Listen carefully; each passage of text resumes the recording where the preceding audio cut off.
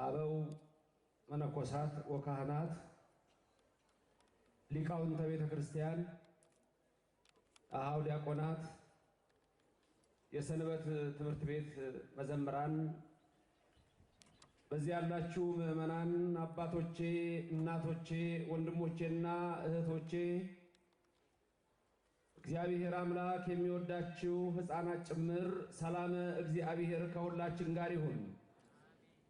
የአብ ጸጋ የወልድ ቸርነት የመንፈስ ቅዱስ ኅብረት አንድነት የቅድስተ ቅዱሳን ምልዕተ ክብር ምልዕተ ውዳሴ መዝገበ ጸሎት አቁራሪተ መዓት ሰዓሊተ ምሕረት ምዕራገ ጸሎት እማምላክ ወላዲተ አምላክ አማላጅነቷ በሁላችን አድሮ ይኖርልን። የመላእክት ጥበቃ የነቢያት የሐዋርያት የጻድቃን የሰማዕታት የደጋግ አባቶቻችን የደጋግ እናቶቻችን በረከታቸው በሁላችን ይሁን። እንደምን አደራችሁ? ሰማይን ያለ ምሰሶ ከነግሱ የዘረጋ ምድርንም በውሃ ላይ ያለ ካስማ ከነልብሱ ያጸና ደመናን ያለ ድምጽ የሚመራው አየርን ሳይታይ የሚያስጉዘው ሁሉን የሚችል የሰራዊት ጌታ እግዚአብሔር የጌቶች ጌታ የነገስታት ንጉስ የአማልክት አምላክ የኃያላን ኃያል የክቡራን ክቡር የልዑላን ልዑል እርሱ እግዚአብሔር ከዘላለም እስከ ዘላለም በልብ መታሰቡ በቃል መነገሩ ከፍ ከፍ ይበል። ታላቁ መምህር ሊቀ ሊቃውንት ስምዐ ኮነ ትምህርቱን አስተምረዋል። ስለዚህ የዕለቱ ትምህርት በዛ ይጠቃለላል። በኋላ ላይ በሰፊው ስለምንገናኝ ስለ ሀልዎተ እግዚአብሔር በእኛና በሌላው ዓለም ስላለው ትንሽ ነገር ብቻ ለማስታወስ እሞክራለሁ። ስለ ሀልዎተ እግዚአብሔር ልበ አምላክ ዳዊት በረከቱ ይደርብንና እንዲህ ይላል በመዝሙር 138 ቁጥር 8 ላይ ወደ ሰማይ በወጣ አንተ በዚያ ነህ፣ ወደ ሲኦልም በወርድ በዚያ አለህ ይላል። እግዚአብሔር የሌለበት ስፍራ የለም። አምላካችን እግዚአብሔር ብቻ እኔ ፈጣሪ ነኝ ብሎ ፈጥሮ ያሳየ ፈጥሮ የሚገዛ ፈጥሮ የሚመግብ እሱ ብቻ ነው። ሌላ አንድም ኃይል የለም። አንድ የዋሸ ቢኖር ዲያብሎስ ነው። ወደ ላይ ቢወጣ ቢያይ ማንንም የለ፣ ወደ ታች ቢወርድ ሁሉ ከሱ በታች ናቸው። እኔ ፈጠርኳቸው። ከታች ያሉት በቦታ አቀማመጥ ከሆነ ከበታቻችን ያሉትን እኛ አልፈጠርም። ስለዚህ አንተ አልፈጠርከንም አሉ። አንዳንዶች ፈጥሮን ይሆን ወይስ ፈጥሮን አይሆን እያሉ ተከራከሩ። እነዚህም በአንድ ላይ ወድቀዋል።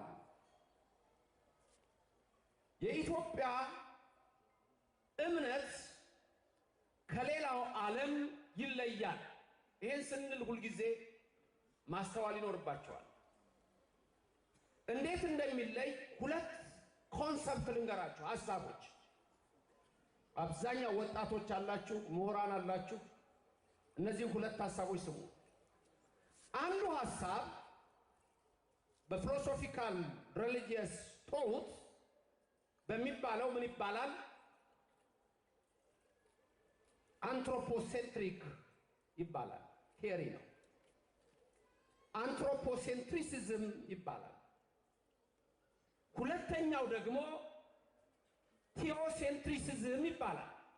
ምን ማለት ነው? አንትሮፖሴንትሪሲዝም ማለት አንትሮፖሴንትሪክ ማለት በግሪኩ አንትሮፖስ ማለት ሰብ ማለት ነው። በግዕዙ ሰብ ምንድነው?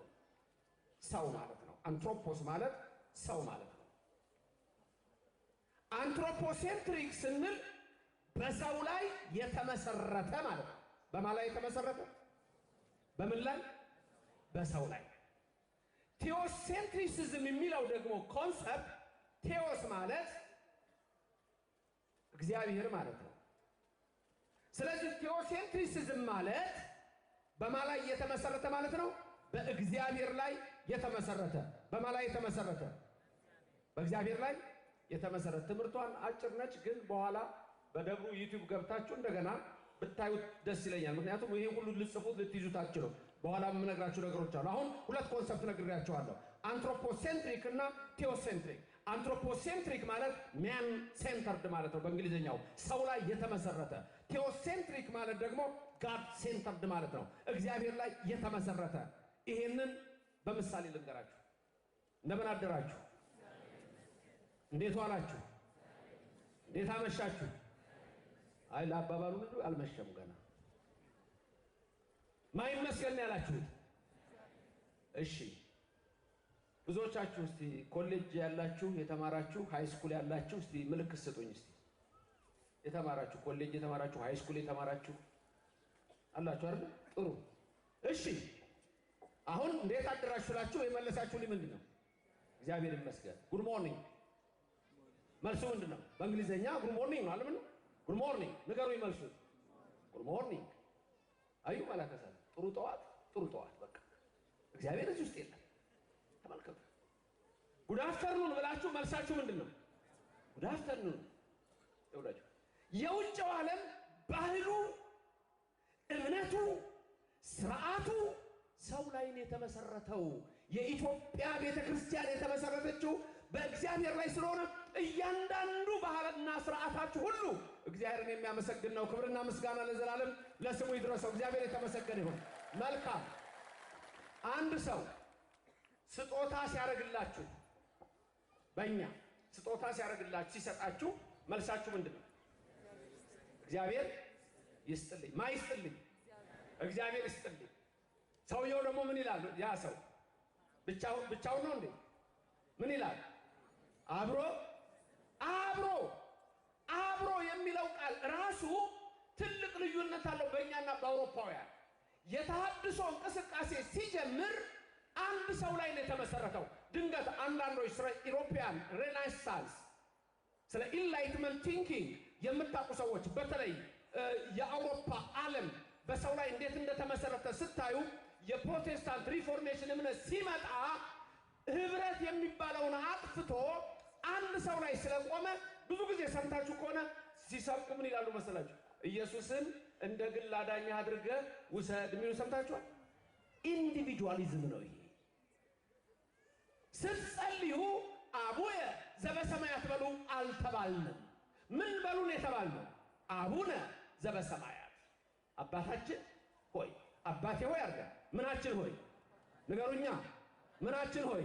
እግዚአብሔር ሁላችንን በአንድነት ይባርከን ይቀድሰን። ስለዚህ ተመልከቱ፣ ኢንዲቪጁዋሊዝም አይደለም የኢትዮጵያ ቤተክርስቲያን። ይሄ ነው መሰረታዊ ልዩነታችን። ቅድም ሰው ስጦታ ሲሰጥ ምንድነው ያልነው? ሲሰጣችሁ ምን ትሉታላችሁ? እግዚአብሔር ይስጥልኝ። በእንግሊዘኛው ከሆነስ መልሳችሁ ምንድነው? ቴንክ ዩ አይደል? ዩ የሚለው ሰው ላይ ነው የተመሰረተው። አሁን በ1884 84 በኢሮፒያን አቆጣጠር ጀርመኒ ላይ በርሊን ላይ የአውሮፓ ሀያላን አገሮች ስብሰባ አደረጉ። ስብሰባው ምንድነው? አፍሪካን ባሪያ ማድረግ ነው። አፍሪካን ባሪያ ማድረግ ብቻ ሳይሆን ሄዶ የአውሮፓን ባህል አፍሪካ ላይ መጫን። ኢትዮጵያ ከዚህ ነፃ ነች። እግዚአብሔርም ረድቶን በባርነት ወደ ኒው ወርልድ ከኢትዮጵያ ሄደ የለም። በበርሊን ኮንፈረንስም ቀኝ ገዢዎች ቢመጡ ኢትዮጵያን አባቶቻችን እናቶቻችን እግዚአብሔርን ተማጽነው ታቦተ ጽዮንን ይዘው እግዚአብሔርን ተማጽነው ለምነው እመቤታችንን ተማጽነው ሚካኤል ገብርኤልን ተማጽነው ሁሉንም ተማጽነው የሁሉን አምላክ እግዚአብሔርን ተማጽነው የመጣውን ጠላት አሳፍረው መልሰዋል። ይሄም በእምነታችን ጽናት የሆነ ነውና አምላካችን እግዚአብሔር ለዘላለም ስሙ የተመሰገነ ይሆንልን። ወደ ሌላ አፍሪካ ብትሄዱ ግን ቋንቋው ጠፍቷል፣ ባህሉ ጠፍቷል፣ ፊደል የለውም። ስለዚህ አሁን ግን የመጣብን በዘዴ በሲስተም ነው። ስለዚህ አንድ ሰው ስጦታ ሲሰጣችሁ በእንግሊዘኛ ምን እንደምትሉት? ቴንክ ዩ። እግዚአብሔር የለም እዚህ ውስጥ። በጣም የሚያሳዝን ነገር ልንገራችሁ። ያው የሚያሳዝን ልበለው ጽሑፍ ላይ ድሮ የምታገኙት BC እና AD የሚል ነበር። ወጣቶች ታውቃላችሁ። BC እንግዲህ ዓመተ ምህረት ይጻፍና እኛ ጽፈን ለምሳሌ ዓመተ ምህረቱን ዓመተ ምህረት ብለን ላስቀምጥ እንችላለን። ምክንያቱም በእኛ 3 አይነት አከፋፈል አለው። አንደኛው ዓመተ ዓለም ነው። ዓመተ ዓለም የሚባለው ዓለም ከተፈጠረ ጀምሮ እስከ ምጽአት የሚኖረው ነው። ሁለተኛው ዓመተ ፍዳ ነው። ዓመተ ፍዳ ወዓመተ ኩነኔ እሱ የብሉይ ዘመን ነው። እሱን ደግሞ ሌላ ዘመን ነው። ከዛ ቀጥሎ ሶስተኛው ዘመን አሁን ያለንበት ዘመን ነው። እሱም ዓመተ ምህረት ይባላል። አምላካችን ክርስቶስ ከተወለደ በኋላ የመጣው ነው። ይሄ ዘመን ሲከፈል በውጭው ዓለም በፊት BC እና AD ይል ነበር። AD የሚለው ዓመተ ምህረት የሚለው በላቲን ነው። አሚኖ ደሚኖ የሚል የላቲን ቃል አለው። the year of the Lord ማለት ነው። the year of the Lord የዓመተ ምህረት ከሚለው ጋር ተመሳሳይ ነው። እሱ ግን አሁን ተቀይሯል። AD the year of the Lord የጌታ ዓመት ወይም ዓመተ ምህረት የሚለው ወደ ምን ተቀይሯል? CE ወደሚል ቀይረውታል። ይህ በቅርብ የመጡ ናቸው። CE ምንድነው? CE ካመን ኢራ የጋራ አቆጣጠር ለማለት ነው። BC የምንለው በእንግሊዝኛው የነበረው before the birth of Christ ይባል የነበረው ማለት ነው። እሱ ወደ ምን ተቀየረ? BCE ወደሚል ቀየሩት። ይሄ ምንድነው? before the birth of Christ ሳይሆን before common era የሚል እንዲህ ነው እየጠፋ ያለው። ስለዚህ እኛ መሰረታችን እግዚአብሔር ስለሆነ በሁሉ ነገራችን እግዚአብሔርን ነው የምንጠራው። እንዴት አደራችሁ? ማይመስገን በቃ ይሄ ነው እኛ መልሳችን። እግዚአብሔር የተመሰገነ ይሁን። እግዚአብሔር ይሄን ዓለም ስለ 6 ነገር ፈጥሮታል። ባጭሩ ስለ 6 ነገር፣ 1 ለአንክሮ፣ 2 ለተዘክሮ፣ 3 ለምግበ ሥጋ፣ 4 ለምግበ ነፍስ፣ 5 ስሙን ለመቀደስ፣ 6 ክብሩን ለመውረስ። እግዚአብሔር ይሄ ነው። የመጀመሪያው የመጽሐፍ ቅዱስ ክፍል ምን እንደሚላል የኦሪት ዘፍጥረት ምዕራፍ 1 ቁጥር 1 ምን ይላል? ይረዷቸዋል። እዚህ ካህናቱ ለልጆቻቸው ይረዳሉ። እናንተ የባህር ዳር ሕዝብ ኩራተኛ ነው ትላንት አይቼዋለሁ ማለት አይናገርም። እና እግዚአብሔር ላይ ነው የምትኮራው። ሌላው ላይ እሺ እግዚአብሔር ላይ ይኮራል አይደል? የመጀመሪያው የመጽሐፍ ቅዱስ ክፍል መዘምራን ምን የሚል ነው? በመጀመሪያ እግዚአብሔር ሰማይና ምድርን ፈጠረ። በሉ ድገሙ ሁላችሁ። በመጀመሪያ እግዚአብሔር ሰማይና ምድርን ፈጠረ። ተመልከቱ፣ ይሄንን ብሎ ነው የሚጀምረው። እግዚአብሔር ፈጣሪ እንደሆነ ሀልዎተ እግዚአብሔር ነግሮን ነው። በግዕዙ ይሄ ቃል በቀዳሚ ገብረ እግዚአብሔር ሰማይ ወምድረ ይላል። ተመልከቱ፣ በመጀመሪያ እግዚአብሔር ሰማይና ምድርን ፈጠረ። በእንግሊዘኛው ይሄ ቃል እንዲህ ይላል in the beginning God created the heavens and the earth ይላል። አሁን ልብ በሉ። በመጀመሪያ በቀዳሚ በመጀመሪያ in the beginning ገብረ እግዚአብሔር ሰማይ ወምድረ እግዚአብሔር ሰማይና ምድርን ፈጠረ። ገብረ ሰራ፣ ፈጠረ። ይሄ የመጀመሪያው መጽሐፍ ቅዱስ ክፍል ነው። እሺ ቅድም ባለቅኔው ሳይንስም ጠቀስ ስሙን ሲጠሩት ሰምታችኋል። ሳይንስ ዋናው መሰረቱ ምን ላይ ነው? የ11ኛ ክፍል ተማሪ አለ እዚህ? የፊዚክስ ተማሪ የ9ኛ ክፍል ጀምሮ ምን ናቸው ዋና ሳይንስ ላይ? ስፔስ፣ ሌላስ? ስፔስ ሌላ ምንድን ነው? ታይም የላችሁ እንደ ፊዚክስ ተማሪዎች? ስፔስ፣ ታይም፣ ማተር ሁሌ ስትሏን ምንም ስትሸመድዱ ማተር አልተፈጠረም አይጠፋም ስትሏን ነበር እንዴ? ኔቨር ክሬትድ ኔቨር ዲስትሮይድ ምናምን ነው የምትሉት። ሳይንስ ማለት 3 ነገሮች ላይ የተመሰረተ ነው። እነዚህም 3 ነገሮች ስፔስ፣ ታይም፣ ማተር ናቸው። ተመልከቱ። አንድ ሰው ምን አለ? አንቶኒዮ ፍሊው ይባላል። ትልቅ ፈላስፋ ነው። ውጭ ሀገር እግዚአብሔር የለም ብሎ የጻፋቸው መጽሐፍ በጣም ብዙ ናቸው። በየዩኒቨርሲቲው መማሪያ ናቸው። ሌሎችም ብዙዎች አሉ። እግዚአብሔር የለም ይላል። እግዚአብሔር የለም። የመጨረሻው ላይ እግዚአብሔር እንደው ዕድሜ ሰጥቶት ሽማግሌ ሆኖ የጻፈው የመጨረሻው መጽሐፍ ምን ይላል? በፊት ይጽፍ የነበረው there is no God ነው ጽሑፉ። እግዚአብሔር የለም። የመጨረሻው መጽሐፉ ላይ ደግሞ there is no God ይልና ኖን ስርዝ ያደርገውና በቀይ ከላይ ይጽፍና there is a God ይላል። እግዚአብሔር የለም ሲል የነበረው ሰው እግዚአብሔር አለ ብሎ ጽፎ ሄዷል። ተመስገን ባለበት ይሄንን ማውቁ እግዚአብሔር የተመሰገነ ይሁን። ዋናው ነገር ግን ሳይንስ እስካሁን የሚያደርገው ጥናት፣ ምክንያቱም አንዳንድ ሰዎች ኤቲስት በቃ ዓለም የሰለጠነ ይመስላችኋል። እግዚአብሔር ሞኝ የሆነ የቤተ ክርስቲያን ነገር ሞኝ የሆነ ለስም አጠራሩ ክብር ምስጋና ይግባው።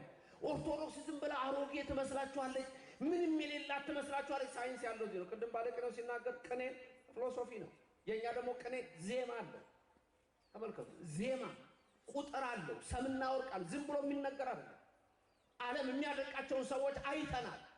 የጻፉትን ዳንቴ የሚባሉትን ታላላቅ ሰዎች የጻፉትን አይተናል። የአድማሱ ጀመሬን አንድ ቅኔ አያክልም። ልንገራቸው፣ አንዷን ቅኔ አያክልም። ራስህን ወቅ፣ ራሳችንን እንወቅ፣ የተሰጠንን እንወቅ። ኢትዮጵያውያን ኦርቶዶክሳውያን ክርስቲያኖች በኢትዮጵያ እምነት ውስጥ በዚህ ኦርቶዶክስ ተዋሕዶ እምነት ውስጥ ያለን ሰዎች ምን ያህል እምነታችን ከቀድሙ ተመልከቱ። ማይመስገን ክብር ምስጋና ይግባው ለዘላለም ስሙ የተመሰገነ ይሁንልን። በውጭው ዓለም እግዚአብሔር ይመስገን የለም። ደህና ዋልክ እንደውም ደህና ዋልክ ጥሩ ፎአልከ ምን አለበት? ከዛ ቀጥሎ ይሰፋ እግዚአብሔር ይመጣል። በውጭው የለም። ጉድ ሞርኒንግ ሳይንስ ለፍቶ ዘፍጥረት ምዕራፍ 1 ቁጥር 1 ላይ ደረሰ። ድንገት መምህራንም እዚህ ካላችሁ ልብ ብላችሁ ስሙ። ሃይስኩል የምታስተምሩ፣ ዩኒቨርሲቲ የምታስተምሩ፣ ምክንያቱም ትምህርት ቤት የምንማረው ኢቮሉሽን ቲዮሪ ነው። ኢቮሉሽን ቲዮሪ ደግሞ ሰው ከዝንጀሮ መጣ ነው የሚለን። በቃ አምላክን መካድ ነው፣ ሌላ ነገር እኮ የለውም። ሰው ከዝንጀሮ መጣ።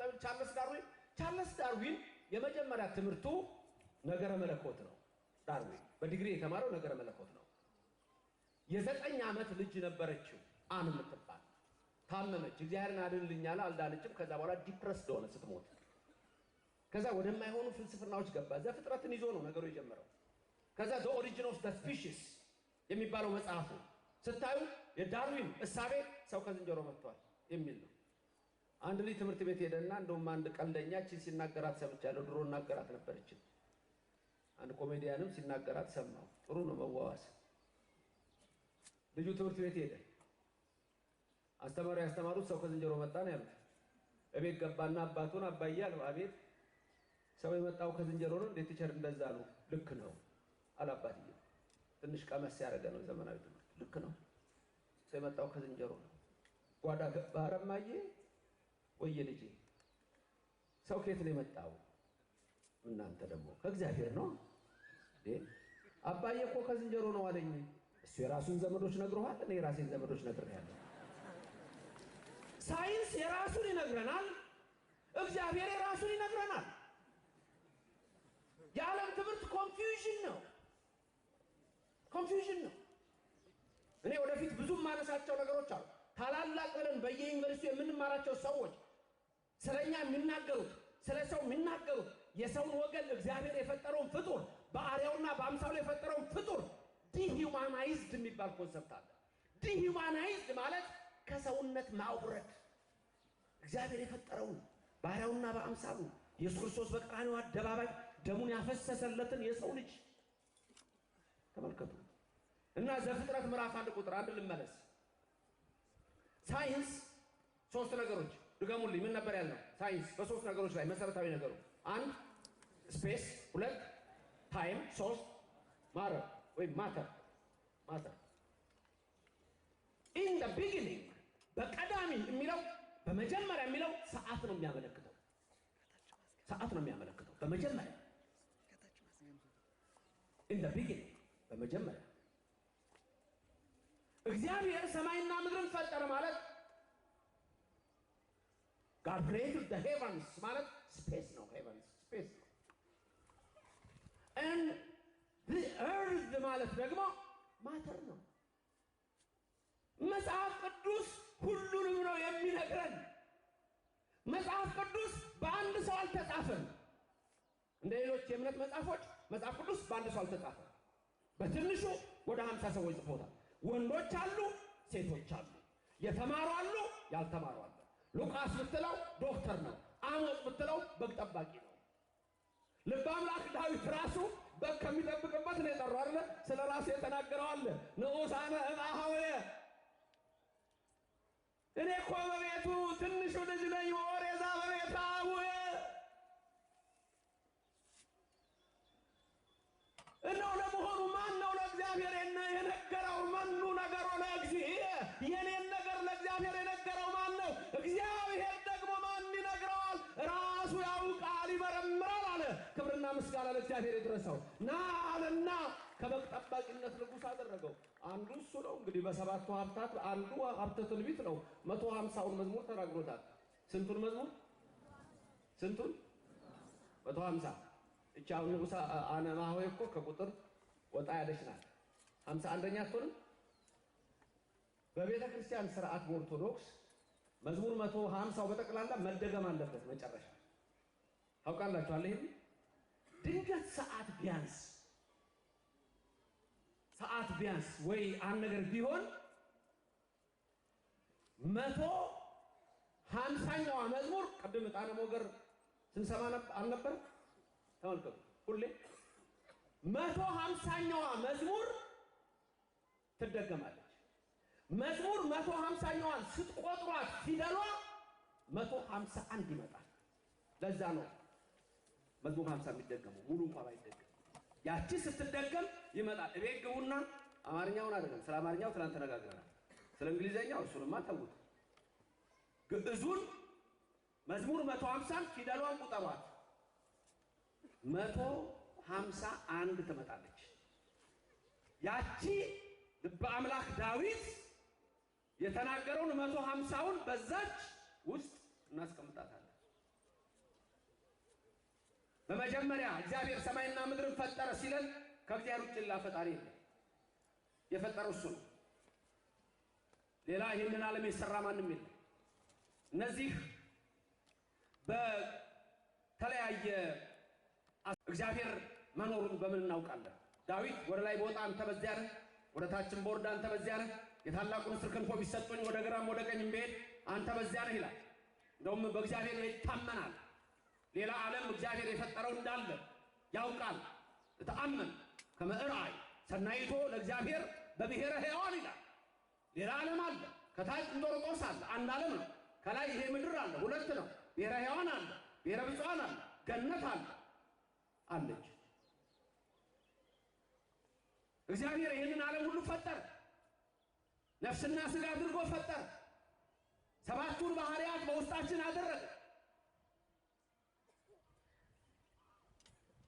ሰማይን ዘረጋ በቀን ፀሐይን በሌሊት ጨረቃና ከዋክብት እንዲፈነጥቁ አደረገ ይሄንን ያደረገ ማን ነው እግዚአብሔር ስሙ የተመሰገነ ይሁንልን ስለዚህ አንዳንድ ወጣቶች መያዝ ያለባቸው ነገሮች አሉ አንዱ ቅዱስ ጳውሎስ የሚነግረን በሮሜ 1 ቁጥር 19 ጀምሮ የምታዩት የኮስሞሎጂካል ፕሩፍ ነው ኮስሞሎጂካል ፕሩፍ ይባላል ሁለተኛው ኦንቶሎጂካል ፕሩፍ ይባላል ሶስተኛው ቴሌኦሎጂካል ፕሩፍ ይባላል ሌላው ሞራል አርጊመንት ይባላል ህግ ልቡና ብለን ትላንት ያነሳል እያንዳንዳችን ልብ ውስጥ ህግ ተጽፏል እያንዳንዳችን ሰው ሲባል ማንም ሳይነግረው መጥፎ ምን እንደሆነ ጥሩ ምን እንደሆነ ያውቃል ለምን ልብ ውስጥ የተጻፈ ህግ አለ አሕዛብ በወንጌል አይዳኙም በልቡና ይዳኛሉ የእግዚአብሔር ቃል ሰምተው ማያውቁ ከሆነ በልቡና ይዳኛሉ ቅዱስ ጳውሎስ ምን አለ ህሊናቸው ራሱ ሲካሰስና ሲዋቀስ በውስጣቸው ያለውን ህግ ያሳያሉ፣ በዛ ህግ ይዳኛሉ ይላል። ከዚህ መካከል ይሄ ኮስሞሎጂካል ያልኳችሁ ይሄ ዓለም እንዴት እንዲህ ዝግጅት አለ? ለምን ድብልቅልቅ አሉ? እኛ ራሳችን ሁላችንም ስንት እጅ አላችሁ? አታውቁም? ስንት እጅ ነው ያላችሁ? ስንት አይን? ስንት አፍንጫ? አይን ቦታ የለው፣ እግር ቦታ የለው፣ ጆሮ ቦታ የለው። ቢቀያየርስ እዚህ ጋር አንድ እግር፣ እዚህ ጋር አንድ እጅ፣ እዛ ጋር አንድ እግር፣ እዚህ ጋር አንድ እጅ ይሆናል? አይሆንም። አይን ግንባር ላይ ይሆን? አይሆንም። እንዴት እንዲህ ተዘጋጃጀን? እንዴት እንደዚያ ዳዊት ልበ አምላክ ግሩም ሆኜ ተፈጥሬያለሁና አመሰግንሃለሁ ይላል። ለስም አጠራሩ ክብር ምስጋና ይግባው እግዚአብሔር። ምን ሆኜ ተፈጥሬያለሁ? ግሩም ሆኜ ተፈጥሬያለሁ፣ አመሰግናለሁ። ስለዚህ ፕሮፖርሽናሊ ዲዛይንድ ስንሆን የግድ ዲዛይነር አለ ማለት ነው። አንድ ህንፃ ብታዩት ህንፃ ውስጥ መብራት አለ፣ የተለያዩ ክፍሎች አሉ፣ መግቢያ መውጫ አለ። ያን መብራት እናንተ ካላጠፋችሁት ካላበራችሁት ይበራል? ይጠፋል? አይጠፋም፣ አይበራም። ፀሐይን ማን ነው የሚያወጣው? ጨረቃን ነው የሚያወጣው? እኛ ነን አይደለም? ስለዚህ እግዚአብሔር ይሄንን ዓለም ፈጥሮ የተወው አይደለም፣ ፈጥሮ የሚመግብ ነው። ምዕራቡ ዓለም አውሮፓ በአብዛኛው በፊት የካቶሊክ እምነት ቀጥሎ የፕሮቴስታንት እምነት የተሰበከበት ሀገር፣ መጀመሪያ ኦርቶዶክሱ ነበር እሳቤው። ሐዋርያት ያልደረሱበት የዓለም ዳርቻ የለም። ቃላቸውም እስከ ጥግ ድረስ ደርሷል። ግን በአሁኑ ሰዓት የውጭው ዓለም ቅድም እንዳልኳችሁ እግዚአብሔር የለም ወደሚለው ደረጃ ደርሷል። እግዚአብሔር የለም ወደሚለው። ይሄም ደግሞ ደረጃ የመጣው በቃ ሲማር በቃ ያወቀ ይመስለውና ይሄን ዓለም እግዚአብሔር እንዳልሰራው የተለያየ እሳቤ በማምጣት ትውልዱ ከእግዚአብሔር እንዲወጣ አድርገውታል። ስለዚህ አውሮፓ ብትሄዱ አብዛኛው ህዝብ አያምንም። አብዛኛው ህዝብ አያምንም። ምክንያቱም መሰረታዊ የሆነውን ነገር መጀመሪያ ናዱበት። ከቅዱሳን ጋር ህብረት ነበረው፣ አጣሉት። ከመላእክት ጋር ህብረት ነበረ የሰው ልጅ፣ አጣሉት። በቤተ ክርስቲያን መሰብሰብ አለበት በየጊዜው፣ አጣሉት። አንድ ነገር ላይ ተንጠለጠሉና ኢየሱስ አዳኝ ነው፣ ኢየሱስ ጌታ ነው፣ ኢየሱስ አዳኝ ነው የሚለው ላይ መጡ። ከዛ በኋላ መጡና ጭራሽ እሱንም ተውት። በጣም የሚያሳዝን ነገር ልንገራችሁ። ሌላ ሲሪ የምትጠቀሙ ሰዎች አላችሁ? ሲሪ ስልካችሁ ላይ ጉግል ሆም አላችሁ? ጉግል ሆም ጥሩ፣ አሁን ተስተካክሏል። ጉግል ሆም እንደመጣ ስልካችሁ ላይ ትጠይቁታላችሁ። አሁን አንዳንዴ ጄሚናይ ምናምን እንደምትጠይቁት ማለት ነው። ስትጠይቁት ለምሳሌ ሶቅራጢስ ማን ነው ብትሉት፣ ሶቅራጢስ በዚህ ዘመን የነበረ የግሪክ ፈላስፋ ነው ይላችኋል። ፕሌቶ ብትሉት ይነግራችኋል። ማንንም ይነግራችኋል። መሐመድ ማን ነው ብትሉት የእስልምና እምነት መስራች ነው፣ ነብይ ነው፣ በእስልምና እምነት እንደዚህ ነው፣ ቁርአን የወረደለት ነው ብሎ ይጽፍላችኋል። ዓለም ላይ ታዋቂ ጋዜጠኛ ወይም አንድ ታዋቂ የፊልም አክተርም ጠርታችሁ ብትነግሩት ይመልስላችኋል። በዛ ሰዓት የሆነው ልንገራችሁ፣ በኋላ ነው የቀየሩት። Who is Jesus Christ? ኢየሱስ ማን ነው ስትሉት ጉግል ሆም ይመልስ የነበረው ምንድነው? a fictional character ነበር የሚለው። ተመልከቱ። ይሄን እንግዲህ የሚሰሩትን ልብ በሉ። ምን ማለት ነው ፊክሽናል ካራክተር? ክርስቶስ እውነተኛ አይደለም ነው። እንደዚህ ነበር የሚለው። በኋላ ነው የተቀየረው። ስለዚህ ዓለሙ ወዴት እየሄደ እንደሆነ አውቃችሁ ከዚህ አሁንስ አሏቸው አምላካችን ያድነናል፣ በዚህ ከሆነ ደግሞ ሰማዕትነታችን እንቀበላለን አሉ። ወደ እሳቱ ውስጥ ቢጨምሯቸው የእሳቱ ኃይል አናንያ፣ አዛርያ፣ ሚሳኤልን የልብሳቸውን ቁጨት እንኳን አላቃጠለውም ነው እኮ የሚለው። ክብር ምስጋና ለእግዚአብሔር ይድረሰው። ከምንድን ነው የሆነው? መልአኩ ገብርኤል ከሰማይ ወረደ። ገብርኤል መሆኑን አውቀናል እኛ። ስሙ በዛ ባይጻፍም አምላክ ወሰብ ይለዋል። ራሱ ናቡከደነፆር አየሁ ገልጾ ለራእይ ይመስል ከመወልደ እግዚአብሔር አለ። ገብርኤል ማለት ይሄ ነው ትርጉሙ። አናንያ አዛርያ ሚሳኤልም ለከዊነ እሳት ስለደረሱ እሳቱ አላቃጠላቸው። እነሱ ከእሳቱ በላይ እሳት ናቸው። ለከዊነ እሳት ደርሰው ነበር። ይሄ ከአስሩ ማዕረጋት ውስጥ አንዱ ነው። እንደ ባስልዮስ ዘቂሳርያ ኤፍሬም ሄዶ ሲያየው ባስልዮስ ዘቂሳርያ ወታዘው ልቡ ለኤፍሬም ይላል። መጀመሪያ ከመስጋዊ ወጡ ይላል፣ ስጋዊ መሰለው ይላል። ምክንያቱም በህልም አይቶት በመሰሶ በእሳት አንዳይቶ ሄደ። ሲያየው እሱ የጠመጠመው ጥምጥም የለበሰው የያዘው የወርቅ መስቀል የያዘው የወርቅ ጭራ አትሮኖሱ ቢሉት ወንጌሉ የወርቅ አዘርግቶ ሲሰብክ አግኝቶት ሲያስተምር አግኝቶት ታዘበው ይላል። ይሄ ስጋዊ ነው፣ ይሄን እንዴት ያሳየኝ አይ ሲል አራት ነገር እስኪያይ ድረስ ይላል። ተመልከቱ። አንዱ ከዛ ውስጥ ምንድነው ተሐሲያን እየመጡ ልብሱ ላይ ሲያርፉ ኩምትር እያሉ ይወድቁ ነበሩ። ለከዊነ እሳት ደርሷልና የባስልዮስ ዘቂሳርያ ያ ኤፍሬም ሶርያዊ በረከት እናንተ ላይ እንደዚህ ነው ይወረድላችሁ። እግዚአብሔር አለ። ስለዚህ ዓለም ስለሚፈትነን በእምነት መጽናት እሱ ነው። እስከ መጨረሻ የሚጸና ይድናል ነው የሚለው እግዚአብሔር ቃል ማርቆስ 13 ላይ እስከ መጨረሻ የሚጸና ይድናል። ዛሬ ብዙ የሚያውኩ ሐዋኪያን አሉ ምድራችን ላይ በአውሮፓውያን አስተሳሰብ በጠፋ በተበላሸ እምነት ሊበርዙ። ይሄ ዝም ብሎ የሚነገራል። ነገርኩ። እንዴት አደራችሁ? ጉድ ሞርኒንግ አለቀ በቃ። ጥሩ ጠዋት ነው የምትለያየው። ውጭ አለ እግዚአብሔርን አታመሰግን። ነገርኩ እኮ ባለፈው ሳስተምር እንደውም ቲክቶክ ላይ ብዙ ሰው አሰራጭቶት ነበር። አንድ ለቅሶ ቤት ሳስተምር ሰው ከውጭ ሲመጣ እኛ ቤት ውስጥ ያለ ሰው ከውጭ ሲመጣ ምን እንደሚለው ምን ይላል አትሉም እንዴ? ምን ትላላችሁ? ኖር አይደል? ኖር የሚመጣው ሰው ምን ይላችኋል? ለምን እንደምንነሳ ሰው ሲመጣ ከውጭ ትልቅ ሰው ሲመጣ ብድግ ትላላችሁ አይደል? እኩያችሁ ከሆነ ግባ ቁጭ በል ትላላችሁ። ካህን ሲመጣ ደግሞ የበለጠ ብድግ ነው አይደል? ለምን? በዚህ ላጠቃልል ትምህርት ኖር የሚለው ቃል ከጊዜ በኋላ ቋንቋው ትንሽ ለወጥ ያለ አንዷን ቃል ብሌንድ አድርገናት አጠር ብላ ኖርን ነው። የመኖር ምልክት መቆም መንቀሳቀስ ነው። ከዛ ብድግ ማለታችን አለሁ ነው። አለሁ ኖርን ይሄው የተንቀሳ አለሁኝ ነው። ከውጭ የመጣው ሰው የሚለው ምንድን ነው? የእግዚአብሔር ለእግዚአብሔር ወይስ በእግዚአብሔር ነው የሚለው? ከውስጥ ያለው ኖር አይደል? ኖርን ማለት ነው።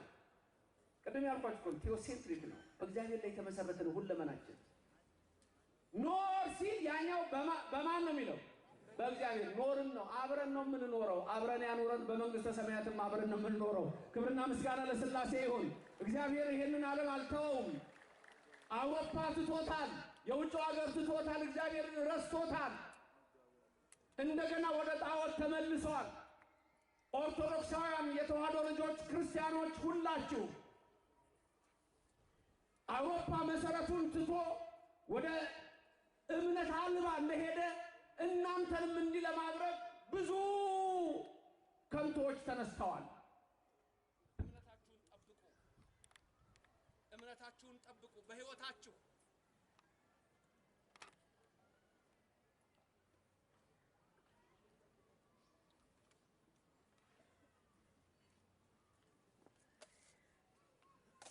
በድምጼ ይሰማል? ይሰማል በድምጼ? መልካም።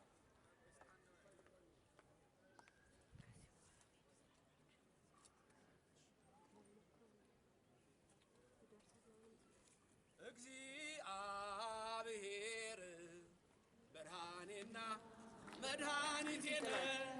እግዚአብሔር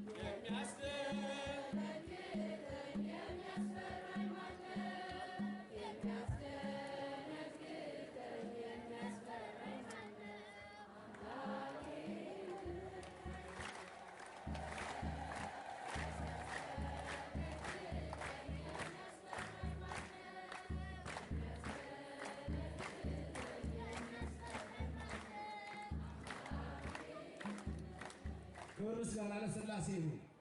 አመስግኑት እግዚአብሔርን፣ ስሙ ይመስገንልን። ስለዚህ ወገኖቼ እምነታችሁን አጽንታችሁ ጠብቁ።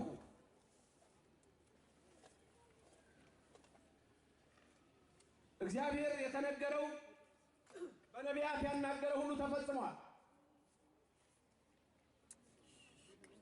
ይወለዳል ነበር ተወልዷል። ይጠመቃል ነበር ተጠምቋል። ይሰቀላል ነበር ተሰቅሏል። ይሞታል ነበር ሞቷል። ይነሳል ነበር ተነስቷል። የኔና የናንተ አምላክ ሞት አልያዘውም። ክብርና ምስጋና ለስሙ ይድረሰው።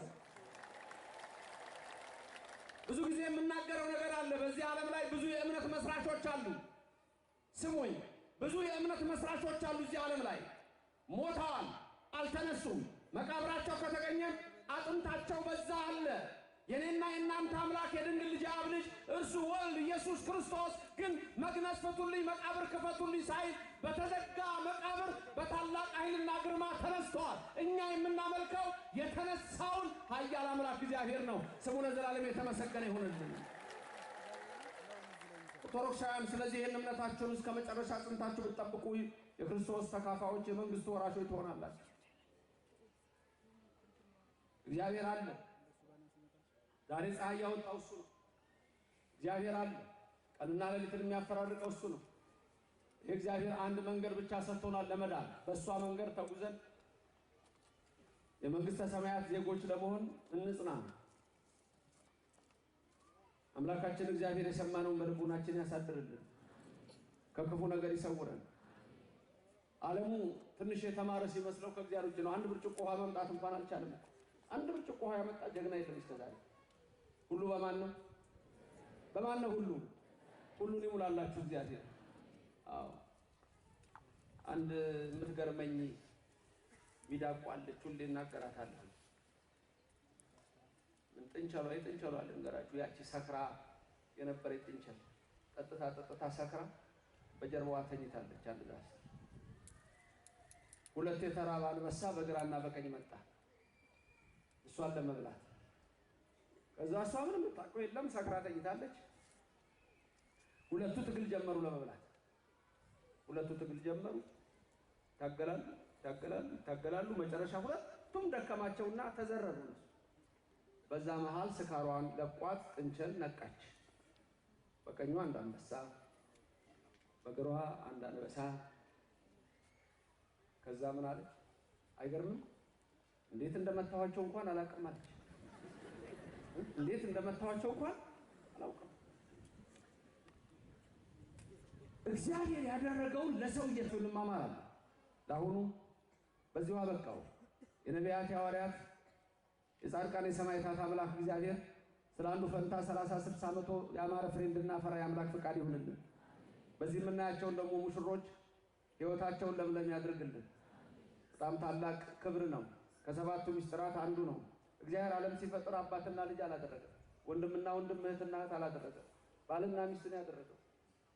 ሚስት የወጣችው ከዚህ ከተሸፈነ ቦታ ነው። ይወላል ሸፈን ያለ ራሷን የምትከናነበው ለዚህ ነው። በመቅደስ ከተሸፈነ ቦታ ተፈጥሮ እንኳን አያስተምራችሁ ይላል።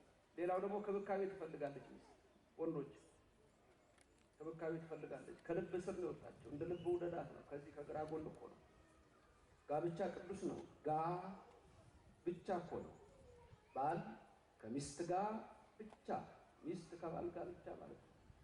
እግዚአብሔር ዓለምን ሲፈጥር እንዳልኳችሁ ወንድና ሴት አዳምና ሔዋን አሉ። ሲወድቁም አንድ ላይ ሲነሱም አንድ ላይ። የመጀመሪያውን ተአምር ሲሰራ ከጾሙ በኋላ ተመልሶ ሲመጣ በዕለተ ማክሰኞ በቃና ዘገሊላ ሰርግ ቤት ነው የነበረው። ሕይወታችሁ የበረከት ይሁን፣ ኑሯችሁ የቅድስና ይሁን። አብርሃምን ሳራን እንላለን ሁሌ።